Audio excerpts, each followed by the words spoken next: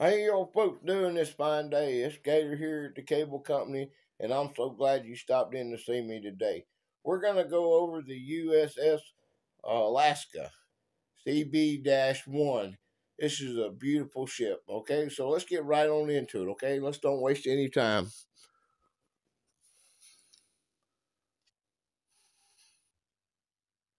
USS Alaska was the lead ship of the Alaska class of large cruisers, which served with the United States Navy during the end of World War II. She was the first of two ships of her class to be completed, followed only by Guam. Four other ships were ordered but were not completed before the end of the war. Alaska was the third vessel of the U.S. Navy to be named after that was in the territory of Alaska and was assigned the hull number CB-1.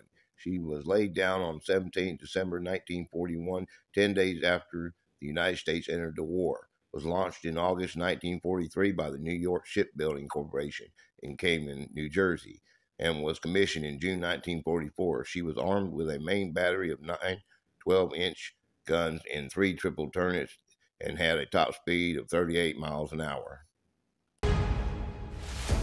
At the outbreak of World War II, United States Naval Command, set on countering German pocket battleships and heavy Japanese cruisers, developed a project to create the so-called large cruiser, which was to be cheaper than a high-speed battleship, while being only slightly inferior to it in terms of firepower.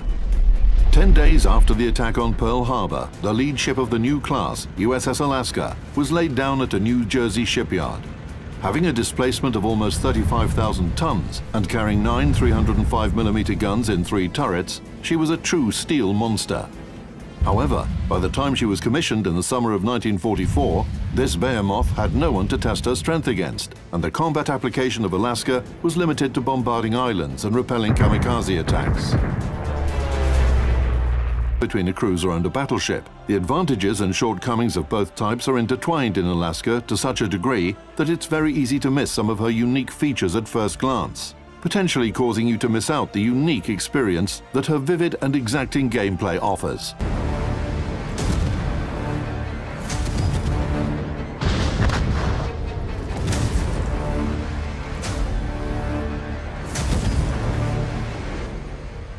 Like fires and weak anti-torpedo protection impose certain limits upon the degree of bravery that you can show, but you can stretch these a little by upgrading your survivability.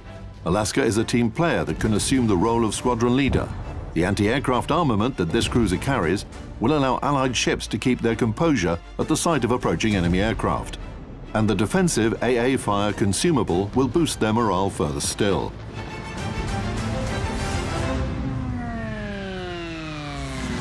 Alaska's key feature is her ability to keep the enemy's heads down, decent maneuverability, and the hydroacoustic search and surveillance radar consumables make this ship a difficult target for destroyers, while the characteristics of her main battery shells force opposing cruisers to assume positions that minimize incoming damage but limit their movements.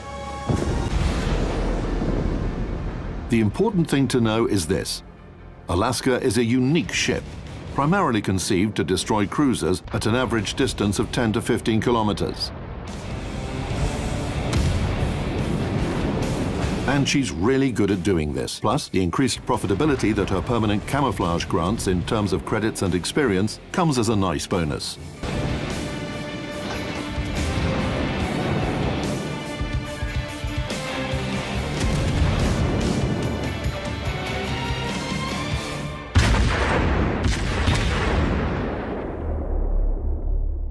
Thank you so much for coming in to see me today. It's been a blessing to do these ships with you.